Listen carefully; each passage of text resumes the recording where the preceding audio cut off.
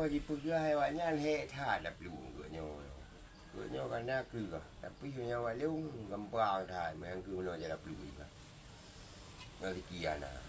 kilo ini apa ini sini ini kilo kilo ya kena ini kilo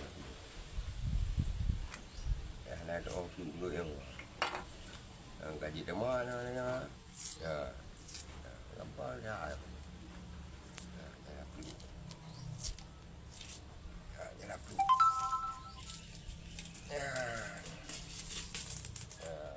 gampang ini dah được là nó liệu người đó đâu mà nhờ gì hệ mà lại này đập lụt lụt lại nhà nó thà đúng mà không bao nhiêu đó ở đây mà nữa là tùy tùy cả